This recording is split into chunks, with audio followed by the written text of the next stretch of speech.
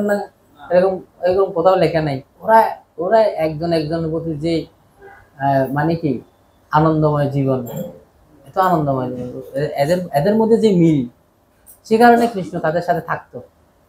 কৃষ্ণ তাদের সাথে থাকার একটাই উদ্দেশ্য, সেটা কি ওদের সাথে মানে ওরা ওরা খুব মিল। যেমন প্রচার 10 জন প্রচার, 10 জনের নাম একসাথে বলা হয়েছে প্রচেতা, 10 প্রচেতা, একটাই নাম প্রচেতা। কেন? ওদের মানসিকতা, ওদের চাল চলন, ওদের সাধনা সব কিছু হচ্ছে কি 10 জনের একই রকম, এখন কোনো ভিন্ন কিছু নাই। সেজন্য ওদের প্রার্থনায় স্বয়ং ভগবান এসে আবির্ভূত হয়েছে। তাই আমরা যদি মন্দিরে যারা আছি, আমরা যদি এরকম কি করি, একজন একজনের প্রতি ভ্রাতৃত্ববোধ রক্ষা করি, নিজের মধ্যে এরকম আচার ব্যবহারে কি থাকি, মানে এরকম বৈষ্ণবীয় সদাচার এটিকেট পালন করি, তাহলে আমাদের এখানেও ভগবান সর্বক্ষণ অবস্থান করবে। ভগবান এক মিনিটের জন্য এখান থেকে নন্দকানন থেকে যাবে না। আমাদের সেই কারণে সেজন্য কি করা আছে, একজন ভক্ত আরেকজন ভক্তের সাথে ব্যবহারের সময় সবসময় সাবধান থাকা উচিত। কেন? সনাতন গোস্বামীকে বলছে যে তথাপি ভক্ত স্বভাব মর্যাদা রক্ষণ, মর্যাদা পালনে হয় সাধুর ভূষণ। ভূষণ মানে কি? ভূষণ মানে অলংকার। বৈষ্ণবের ভূষণ কি? বৈষ্ণবের ভূষণ কি? আমাদের বড় বড় তুলসী মালা করবো, তুলসী মালা কথা বলো না, কিন্তু বৈষ্ণবের ভূষণ হ্যাঁ সদাচার, হ্যাঁ সদাচার মানে সুন্দর পোশাক পরবো, ইস্ত্রি করা ধুতি পরবো, তারপর কতবা স্ত্রী ঘরে পড়তে হবে। এটা কি বৈষ্ণব সদাচার? শিখে না রাখলে বৈষ্ণব বলা যাবে না, তিলক না করলে বৈষ্ণব বলা যাবে না। এটা সম্পূর্ণভাবে বাহ্যিক বিষয়। আভ্যন্তরিক বিষয় কি মহাপ্রভু আলোচনা করেছে, কি বলছে? তথাপি ভক্ত স্বভাব মর্যাদা রক্ষণ, মর্যাদা পালনে হয় সাধুর ভূষণ। হ্যাঁ সনাতন, তোমাকে দর্শন করলে দেবতারা এবং মুনি ঋষিরা পর্যন্ত স্বয়ং শিব কি হয়, পবিত্র হয়। কিন্তু তোমার এটা মনে রাখতে হবে, সদাচার পালন করাটা তোমার ভূষণ। বৈষ্ণবের ভূষণ কি? বৈষ্ণব সদাচার পালন করা। এটিকেট না জানলে আপনি যত বড় বৈষ্ণব হন না কেন, কিন্তু আপনাকে কেউ কি করবে না, মানে শ্রদ্ধা করবে না কেউ। বৈষ্ণবের প্রথম ভূষণ হচ্ছে আরেকজন বৈষ্ণবের সাথে আপনি কিরকম ব্যবহার করছেন, সেটা হচ্ছে আপনার কোয়ালিটি। তো আরেকজন বৈষ্ণবের সাথে আপনি যদি রং অ্যাটিটিউড করে ফেলেন, মানে জাগতিক ভাষায় কথা বলে ফেলেন, তাহলে কিন্তু আমরা বৈষ্ণব সদাচার লঙ্ঘন করব। তো অনেক সময় ভক্তরা বলে যে প্রভু এতদিন ভক্তি জীবনে আসি, কিন্তু আমি জবে কোনো টেস্ট পাচ্ছি না, হ্যাঁ, আর ভক্তের সঙ্গে আদৌ কদিন থাকবো কোনো আমি পাচ্ছি না, ভরসা পাচ্ছি না। কেন? কারণ হচ্ছে আমরা ভগবানকে যেভাবে সম্ভ্রম সহকারে ভগবানের মন্দিরে ঢোকার সময় আমরা যেভাবে প্রণাম করি, হ্যাঁ, অনেক মন্ত্র বলে, অনেক শ্রদ্ধার সহিত, অনেক করে হাত তালে দিয়ে 3বার হাত তালে দিয়ে ডান পা সামনে রেখে কত সম্ভ্রমে আমরা মন্দিরে ঢুকি কিনা। কিন্তু বৈষ্ণবের সাথে ব্যবহার করার সময় সেরকম কোনো মেনটেন করে, কোনো কিছু মেনটেন করি। বাবু কেমন আছেন? যেভাবে বলছে পানি, ও হচ্ছে কি মানে রিক্সাওয়ালা। কি অবস্থা! একজন বৈষ্ণবের সাথে বৈষ্ণবের সাথে আচরণ করবে, কিরকম আচরণটাই আমরা শিখতে পারি। তাহলে আমরা কিভাবে বৈষ্ণব সোসাইটিতে থাকবো? বা বৈকুণ্ঠ ব্যবহার বলা হচ্ছে কি বৈকুণ্ঠ, বৈষ্ণব মন্দিরগুলো হচ্ছে, সেটা প্রভাব বলছে আমাদের মন্দিরগুলো হচ্ছে বৈকুণ্ঠ, এগুলো স্বয়ং বৈকুণ্ঠ। এখানে কারা থাকে? বৈকুণ্ঠ অধিবাসীরা থাকে। আর বৈকুণ্ঠ অধিবাসীদের ভক্তের মধ্যে ব্যবহারটা কিরকম হবে, এটা আমাদেরকে শিখতে হবে। অন্যরা আর আমরা কি করি, বিভিন্ন জায়গা থেকে ভক্ত আনার চেষ্টা করি, কিন্তু আমরা এখানে যারা আছি তাদের মধ্যে আমরা কি নাই, মানে ভালো ভালো ব্যবহার দিয়ে কথা বলার জন্য প্রয়োজন মনে করছি না।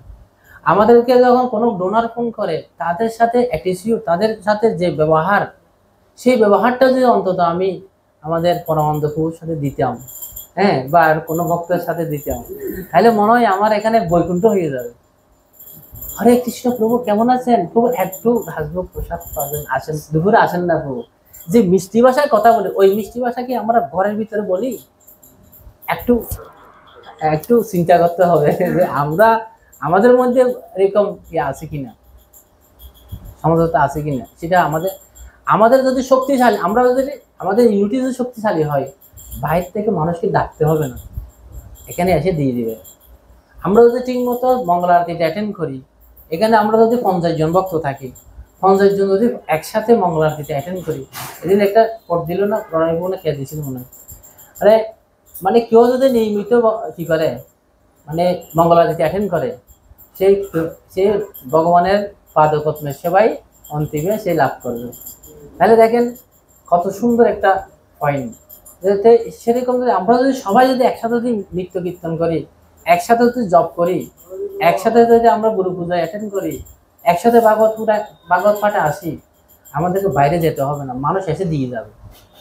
আমরা এটা দেখি পুনেতে একটা লোক কোটিপতি, কোটি কোটি টাকার মালিক, ওনার ছেলেটাও পুনে মন্দিরে ঢুকে গেছে। ওরা তো মন্দিরে পার্কিং দেখছে, তো ওই ফাঁক দেখছে, ওই মন্দিরে ঢুকে খেলতেছে, ওখানে মাঠ দেখছে, খেলতেছে। আর সুন্দর এখানে কি আছে, খেলার মাঠ টাট আছে, খেলতেছে। পরে ছেলে খেলতেছে, বাবা একটু ঘুরতেছে, মন্দিরে উঠছে, এত সুন্দর পরিবেশ, কীর্তন চলতেছে, ভগবানের ডিটি গণিতা এবং জগন্নাথ বলরাম সুভদ্রা ও রাধা বৃন্দাবন চন্দ্র দেখে ওনার মন মুগ্ধ হয়ে গেছে।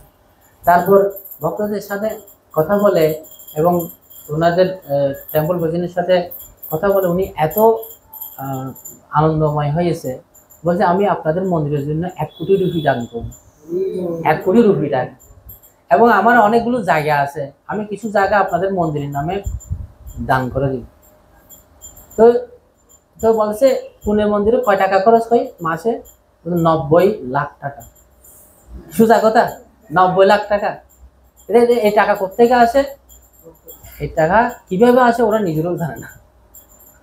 এটা হচ্ছে কি, নিজেদের ভক্তদের মধ্যে যদি কি থাকে, ভালোবাসা থাকে, টাকা আমাদেরকে মানুষের কাছে যেতে হবে না, ভগবান এনে দিবে। আমরা গীতা ভান্ডার কাহিনী জানি না? গীতা ভান্ডার, গীতা পড়তেছে, 1 সপ্তাহ ধরে গিফটি হচ্ছে। মাতাজি বলছে আরে তুমি গিয়ে ভিক্ষা করে আসো। বলছে এখানে কি বলছে দেখতেছো না? অনন্য চিন্তয়ন্তম ইয়েজনা পরিবাস হচ্ছে তেসাং নিত্য বিরুদ্ধনম যোগতম বহাইমহম। ভগবান বহন করে মাথায় আমার কাছে নিয়ে আসবে, আমি যদি গীতা পড়ি। বলছে কোথায় তোমার শ্লোক? দেখি তো, শ্লোকটা কেটে দিয়েছে। আর ভগবান এসে দিছে কিনা সবাই কাহিনী জানি আমরা। তো সেরকম ভাবে আমরা যদি এখানে ভজন কীর্তন করি, আমরা যদি ঠিকমতো মঙ্গল আরতি অ্যাটেন্ড করি, শ্রীমদ ভাগবতমে আমরা যদি 50 জন থাকি, আমরা হয়ে যায় ভাগবতম পাঠে এসে যা হয়তো 20 জন, আরগুলো কোথায়? হ্যাঁ, কারণ এইরকম পরিস্থিতি। যার ফলে কি হয়, আমাদের মধ্যে যেহেতু আমাদের শ্রবণ কীর্তনে কি নাই, রুচি নাই, সেজন্য হতাশাগ্রস্ত। থাকবে ইস্কনে কি থাকবে, নাকি আদব আশ্রমে থাকতে পারবে, নাকি চলে যেতে হবে, মানে উনি কোনো কি পাচ্ছে না, ভরসা পাচ্ছে না। এই কারণ হচ্ছে, এটা কয়েকটা কারণ। ঠিক মতো আমাদের কি না করা, ভগবত ভক্তি অনুশীলন না করা, এটা হচ্ছে এক কারণ। দ্বিতীয় কারণ হচ্ছে আমরা অন্য ভক্তের প্রতি কিরকম আচরণ করব সেটা আমরা জানি না। আমরা বিভিন্ন জায়গায় সুন্দর, যদি সেমিনার দিতে বলে একদম ভালো সেমিনার দেবো, 500 না 1000 লোক হলো আমরা সেমিনার দেব, কিন্তু যখন ভক্তদের সাথে কি করব, ডিলিং করব, তখন দেখা যাবে কতটুকু আমি রেসপেক্ট করছি অন্য ভক্তকে। যে art of sensing, art of dealing. এই জন্য গৌরাঙ্গ প্রভু বলছে, যদি যেই ভক্তের জব ঠিক নেই, সে তার অন্য ভক্তের সাথে ব্যবহার দেখবেন, অন্য ভক্তের সাথে ব্যবহার দেখে বুঝতে পারবেন যে ওনার জব ঠিক নেই, ওনার সাধনা ঠিক নেই। নিশ্চয়ই আজকে মনে মনে মঙ্গল আচরণ নেই, ভাগবত ক্লাস অ্যাটেন্ড করে নেই, সে কারণে ওনার ব্যবহার এরকম। ব্যবহার শুনলে বুঝতে পারবেন এই লোকটা আসলে কি নাই, মানে সিনসিয়ার না, মানে মর্নিং প্রোগ্রামে উনি কিনা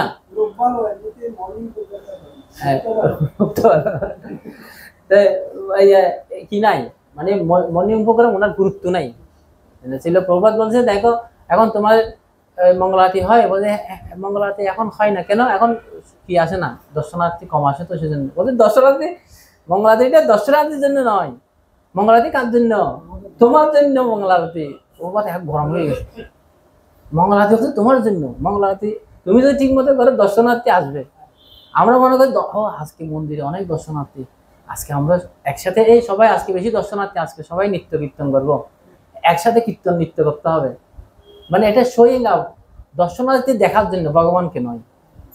তা আমরা এখন কি হয়ে গেছি, আর্টিফিশিয়াল হয়ে গেছি, শোয়িং হয়ে গেছে, ভক্তিটাও কি ঢুকে গেছে, শোয়িং মেন্টালিটি ঢুকে গেছে। সে কারণে আমরা যেন মানে হৃদয় থেকে ভক্তি অনুশীলন করার জন্য আসছি আমরা মন্দিরে, মানে 24 ঘন্টা ভগবানের সেবায় যুক্ত থাকার জন্য আসছি নাকি।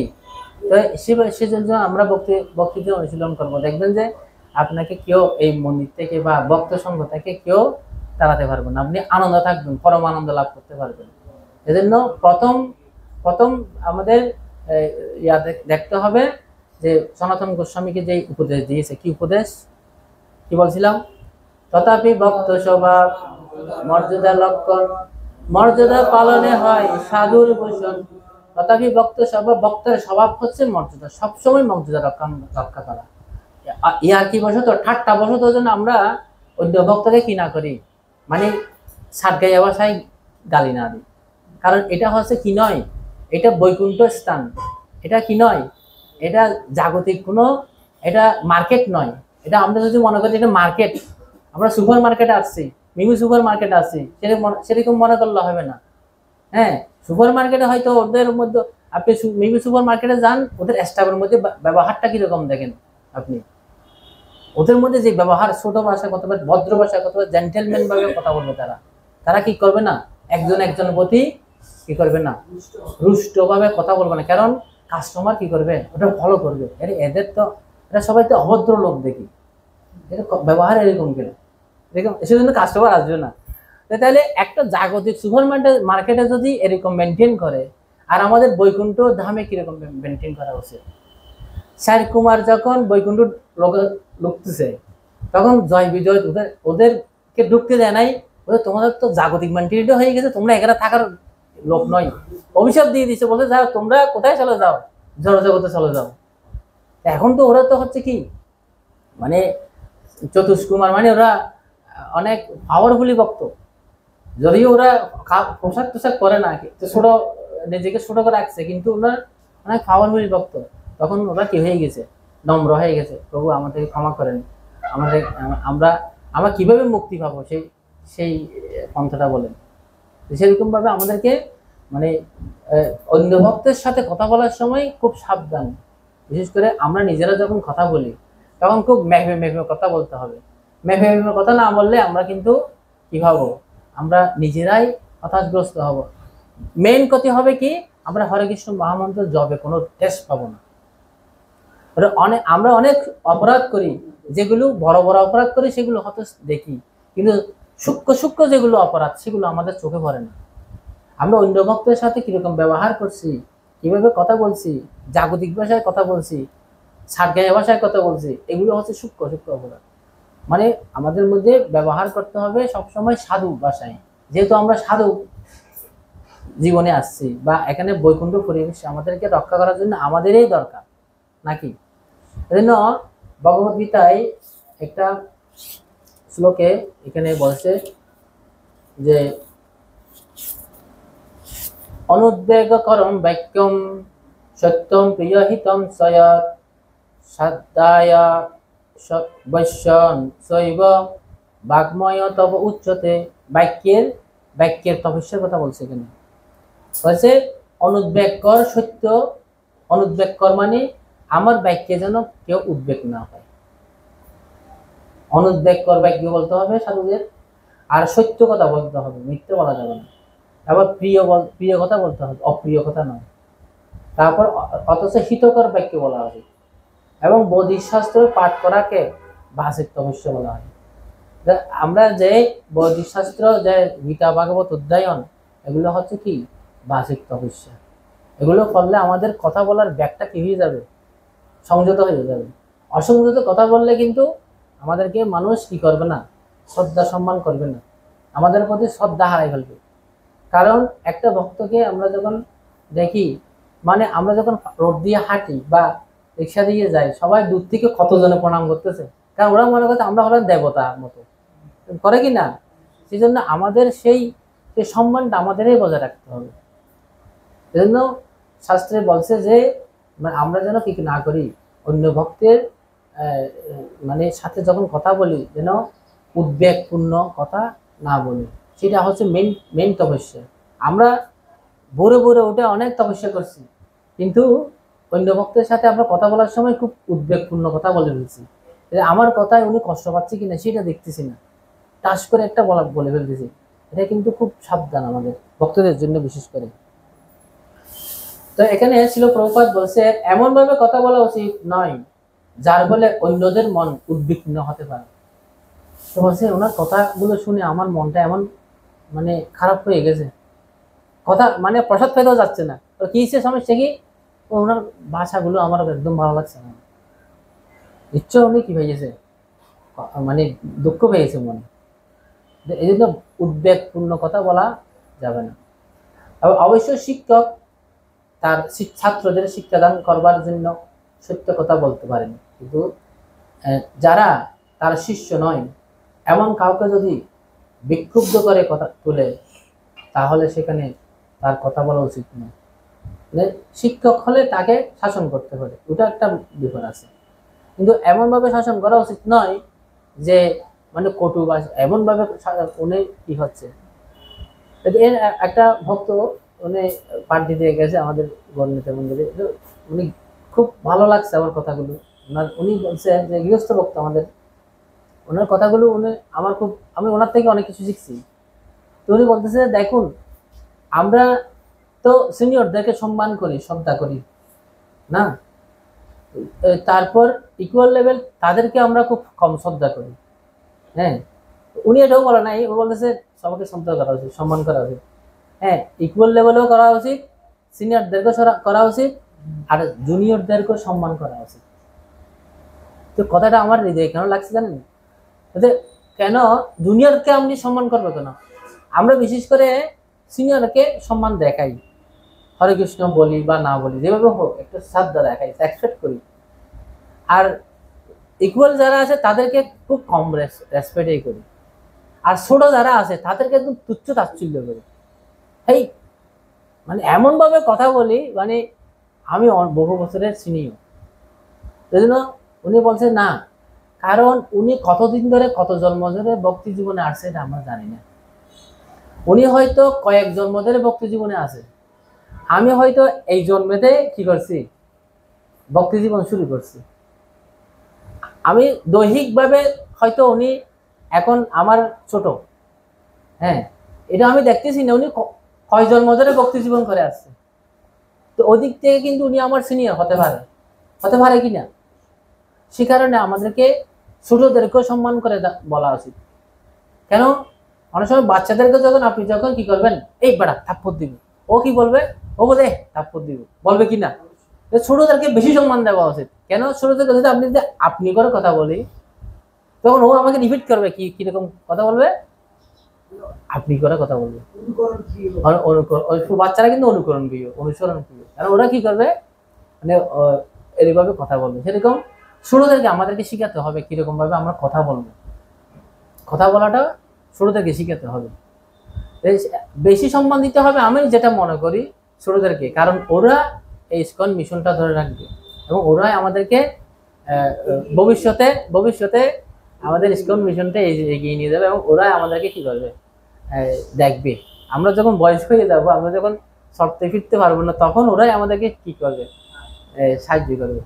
সেজন্য আমি যেটা ফিল করি ছোটদেরকে আরো বেশি রেসপেক্ট করা উচিত, সম্মান করা উচিত। সেজন্য আমাদের কথার কনক্লুশন হচ্ছে আমরা যেন কথার দ্বারা কোনোভাবে আমরা যেন কি না করি, অন্যকে কষ্ট না দিই, জন্য অনুব্যাগকরণ ব্যক্তি। এটি বাক্যের বেগ দমন করার তপসূর্য। এছাড়া অর্থহীন প্রকল্প করাও উচিত নয়। ভক্তমণ্ডলীতে যখন কথা বলা হয় তখন তা যেন শাস্ত্র প্রমাণের ভিত্তিতে প্রতিষ্ঠিত থাকে।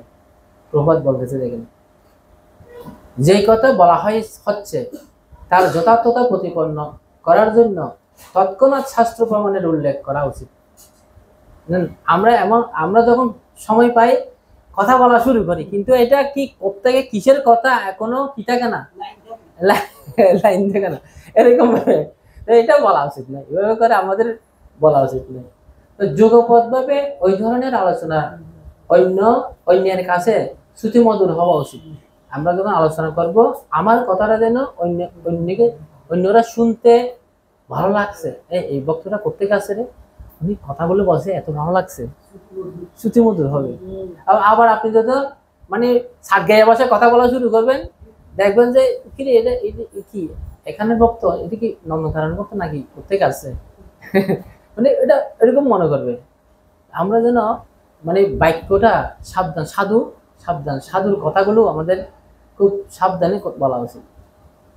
এই ধরনের আলোচনার মাধ্যমে পরম মঙ্গল লাভ হতে পারে এবং মানব সমাজের উন্নতি সাধন করতে পারে। বৌদ্ধিক সাহিত্যের অনন্ত ভান্ডার রয়েছে এবং সেগুলো পাঠ করা উচিত। একে বলা হয় বাসুবেগের তপশয্যা।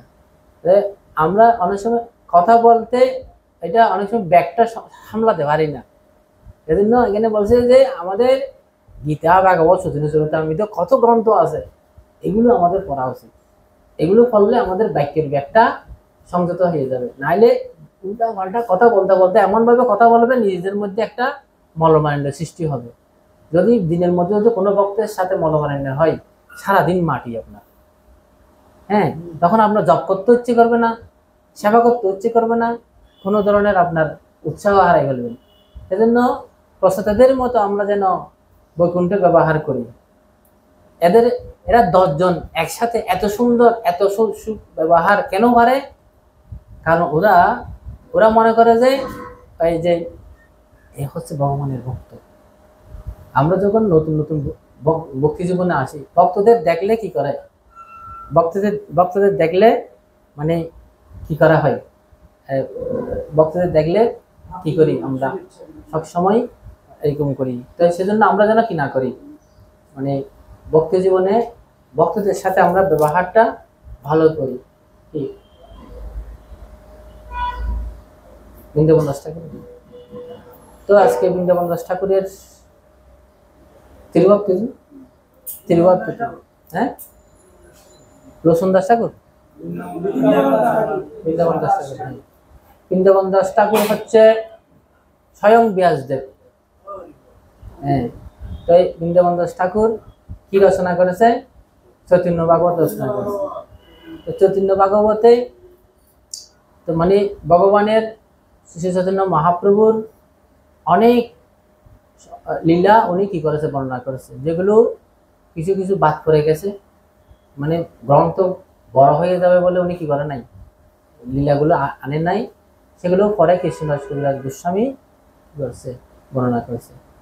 বৃন্দাবন দাস ঠাকুর হচ্ছে কি স্বয়ং ব্যাসদেব। ওনার মার নাম কি ছিল? নারায়ণী। নারায়ণী কিভাবে কার উচ্ছিষ্ট প্রসাদ পেয়ে? মহাপ্রভু চৈতন্য মহাপ্রভু স্বয়ং উচ্ছিষ্ট প্রসাদ পেয়েছিল। আর উচ্ছিষ্ট প্রসাদ পেয়ে নারায়ণী দেবী অনেক ভক্তি লাভ করেছিল, আনন্দ নৃত্য করেছিল। এরপরে নারায়ণীর গর্ভে কে আসছিল? বৃন্দাবন দাস ঠাকুর। তাই আমরা যখন কোনো মহিলা যখন কি করে, মানে এরকম গর্ভাবস্থায়, তাদেরকে কি করা উচিত? ভাগবতম শ্রবণ করানো উচিত। তারপর ভগবানের কথা ভক্ত সঙ্গ দেওয়া উচিত, ভগবানের প্রসাদ দেওয়া উচিত। এগুলো করলে ওই বাচ্চাটা গর্ভ থেকে কি হয়ে যাবে? ভক্ত হয়ে যাবে। আর যদি মানে এরকম ভাবে মানে মহাপ্রভুর উচ্ছিষ্ট খেয়ে সে কি হয়ে গেছে, তার গর্ভে এমন একজন সন্তান আসছে যিনি স্বয়ং ভগবানের অবতার। তাহলে দেখেন, সেজন্য আমরা এরকম ভাবে গর্ভধারণ সংস্কার যেটাকে বলা হয় গৃহস্থদের ক্ষেত্রে, গর্ভধারণ সংস্কারটা উচিত। জয় বৃন্দাবন দাস ঠাকুর কি, শ্রীলা প্রভুপাদ কি। আমার কথা যদি কোনো কারো মনে আঘাত দিয়ে থাকে ক্ষমা করবেন, আমি উদ্বেগ দেওয়ার জন্য এখানে আসিনি, কিন্তু যেটা আমি হৃদয় থেকে ফিল করি, আমাদের ছিল প্রভুপাদের মানসিকতা হচ্ছে কি করা, মন্দিরগুলো যেন বৈকুণ্ঠ পরিবেশ সৃষ্টি হয়। এই মন্দিরগুলোতে যদি বৈকুণ্ঠ পরিবেশ সৃষ্টি হলে ভক্তের মধ্যে ব্যবহারটা আমাদের বেশি গুরুত্বপূর্ণ, তাহলে পরিবেশটা সৃষ্টি হবে, নাহলে হবে না।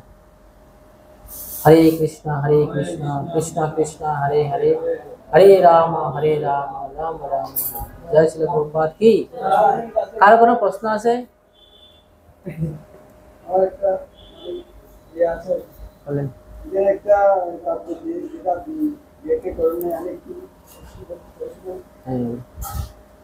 লাস্টের দিকে আপনারা দেখতে পারেন তাদের বই আছে, কিন্তু কেউ যদি এই দুটি গ্রন্থ ভগবদ্গীতা এবং শ্রীমদ্ ভাগবত অবলম্বন করি, তাহলে পরবর্তী জীবনে তিনি যে শ্রীকৃষ্ণের সান্নিধ্য লাভ করবেন তার সুনিশ্চিত। একটা যেমন পুনর্জন্ম বইটির নাম তাই ধর্মজ্ঞ, দার্শনিক, আধ্যাত্মবাদী এবং যুদ্ধের ভক্তি যোগী নামক সর্বেশ্যাম সাধারণ মানুষের পক্ষে সারা পৃথিবীর শ্রীমদ্ ভাগবতের বিতরণ এক মহান কার্যকলাপ। জন্মলাভ পরপুরুষের অন্তে নারায়ণ স্মৃতি। আমরা যদি জীবনের অন্তিম সময়ে কোনো না কোনোভাবে শ্রীকৃষ্ণ বা নারায়ণকে স্মরণ করতে পারি, তাহলে আমাদের জীবন সার্থক হবে। আমি আশা করেছিলাম আপনি এখান থেকে ডিটেলস কিছু বলবেন। আপনি সদাচার ঢুকে গেছেন তো। হ্যাঁ, না আমি তো এটা গুরুত্বপূর্ণ পারবো, এটা বলছি তার জন্য। এটা আমরা প্রতিদিন গ্রন্থ পড়ছি, গীতা, আমরা গীতাও পড়ছি, ভাগবতম পড়ছি, সত্যেন্দ্র চরিতামৃত পড়ছি, সবাই পড়ছি, কিন্তু আমাদের ল্যাকিংটা কি সেটা আমি তুলে ধরতে চেষ্টা করছি। গীতা পড়ে যদি আমরা কি করি, অন্যের সাথে খারাপ আচরণ করি, সেটা তো তাহলে তো আর গীতা পড়ার কোনো কি হলো না। হ্যাঁ, আমাদের যারা আছে অন্য ধর্মাবলম্বী, ওখান থেকে পরে কি করে, অন্য ভক্তের সাথে অ্যাটিটিউডটা মানে সম্পর্কটা খারাপ থাকে, তাহলে তো হবে না। সেই বিষয়টা আমি আলোচনা করছি, যেটা আমি আমাদের মধ্যে ল্যাকিং মনে করছি। শ্রীল প্রভুপাদ কি।